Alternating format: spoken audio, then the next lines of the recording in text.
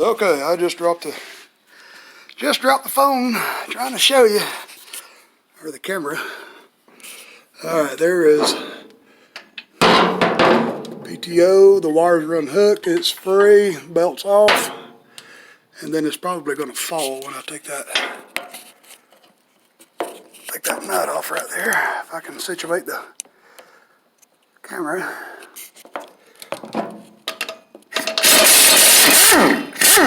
Yep. It may well fall off. Well, I thought it would fall. Now I wish it would. Don't let it whoop you. Come out of there.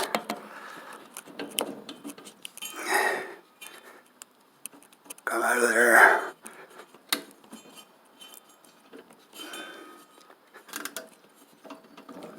Well.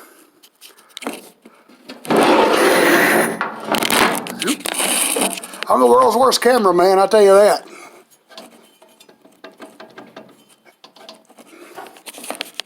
I can figure out a way to hold this camera and do this work. I'll get my little crowbar here. Come out of there.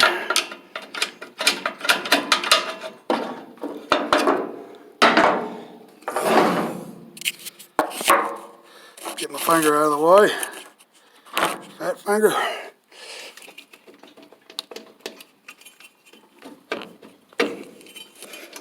Ouch! There we go. By golly, I got her that time. And smashed my finger in the process. That's alright. Alright, now we've got that pulley with the drive belt. So I'm going to lay the camera down right here. Somehow or another. See if I can wrestle this other belt off here. That sucker's on there tight too.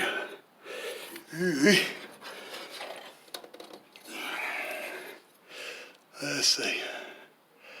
I wonder if I can get a wrench on that thing. There we go. I'll just do it like that. Raw. Yeah, there we go. There we go. Putting it on is the hard part though. Really is.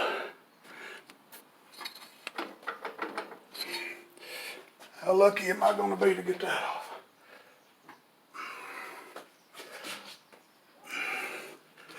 A little bit of persuasion.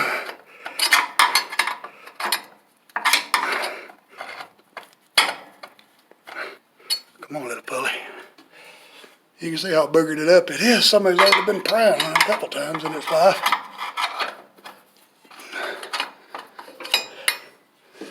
Well,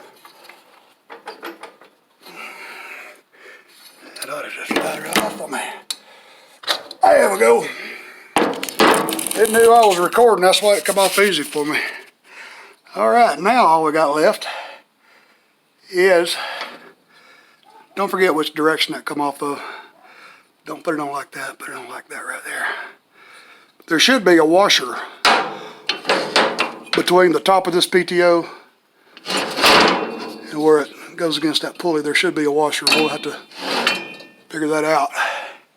So I'm going to take these 4 bolts out, and then we can concentrate up there on getting all the other stuff unhooked. Alright, now all I'm going to do is pull these 4 bolts out. This one bolt has got a keeper on it, and that keeper goes in this groove, and that's what keeps this stationary and lets this spin. You don't want this whole thing to spin because you'll rip these wires out and you'll be spending $300 on a new PTO.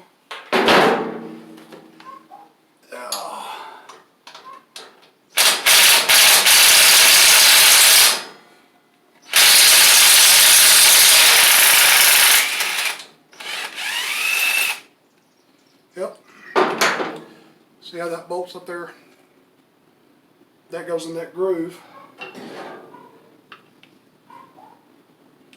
Like that. That holds this PTO stationary. And of course I've got a dead battery.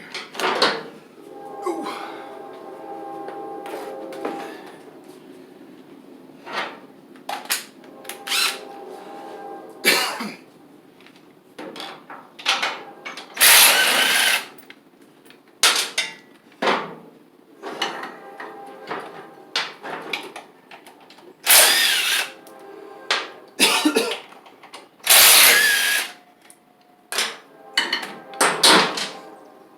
And don't smoke like I do, because you'll just cough all the darn time.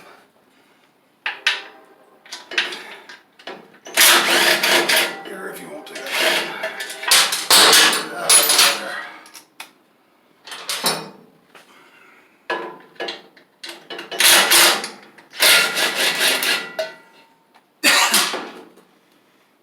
Alright, I like to get this muffler off here.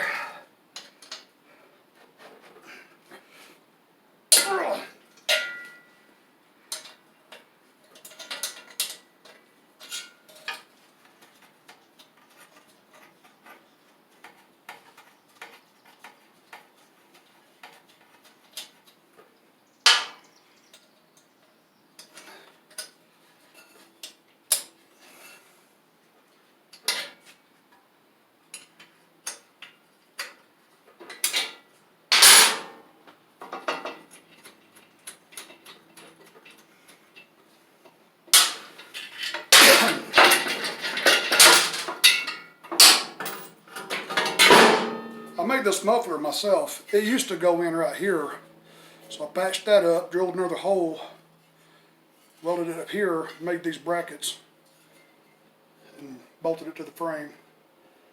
So that's pretty neat. If anybody needs a muffler or wants that engine, holler. Okay. Now, get the throttle cable off there.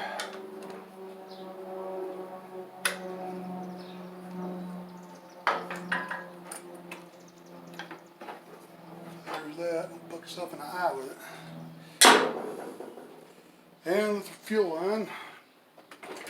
Make sure the fuel's shut off.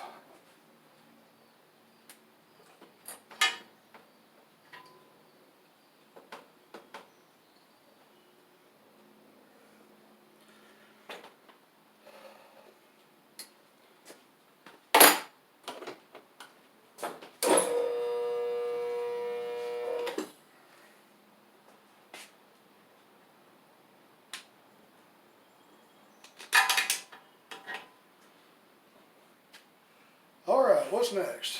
We've got the fuel line, we've got the wire going to the starter. Let's see. Alright, I got the fuel line off, I got it clamped off.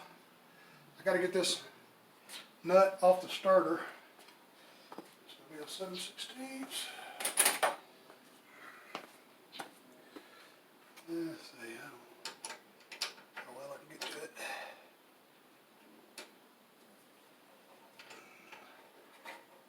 Get my big fat head out of the way, you can see what I'm doing.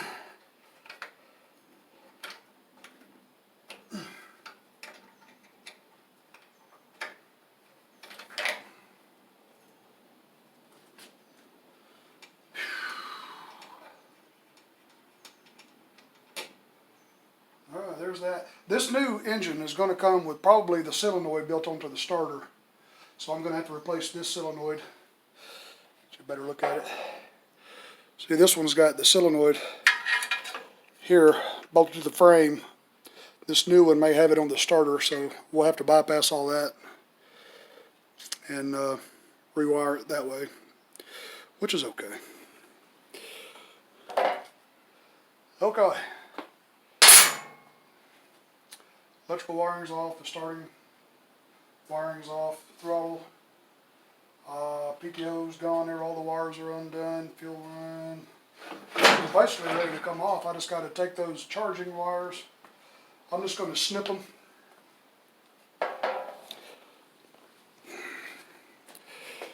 Let's see what we got here. These wires I've already got labeled. This one goes to the fuel solenoid. This one's the kill wire. And this is the charging wire, so I'm just gonna, I've got to redo these wires anyway, so I'm just gonna cut them. All right, it's free. See, this engine didn't come with a fuel solenoid. Somebody has taken this engine off of a garden tractor. It's not the right engine, of course. It's not half the size it should be. Single cylinder. So let me set the camera back down.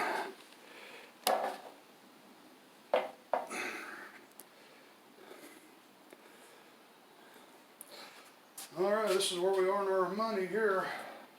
I've got this milk crate. I took a milk crate and I just cut a hole in it. Cut a few of these out. So you can take an engine and just set the engine right on here. I don't think I ought to be doing this. Look out. Okay, let's see.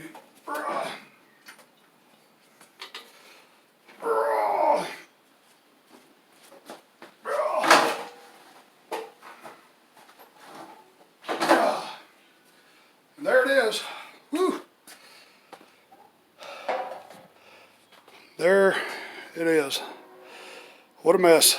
I've already had to take a putty knife and just dig all this out. PTO wires. Here's your charging system wires. Charging, starting wires. One of these lines, it's one of these two that goes to that left drive motor, is leaking. Oh, there it is right there. You can see it, it's kind of wet right there in that fit, and that's where they usually get old and start turning loose, unless there's physically rubbing something and gets a hole in it. But this is the one that's leaking right there. Yeah. Yep. Well, all right, fellas, I appreciate you guys watching my video. The next video is going to be prepping the new engine. I'm going to have to turn it over and tap 3/8/16. This is going to be a Kohler, so the bolts will bolt right into the block when they come through the frame. And one thing I like to do, a lot of times the manufacturers will run the grounding wires to the engine bolts, and they come loose sometimes. So what I like to do is drill a hole right into the frame and grind it out, get all this powder coating off, grind it, use lock nuts, and run all the ground wires right to the frame itself. That way they'll never come loose, and you'll never have any problems out of that.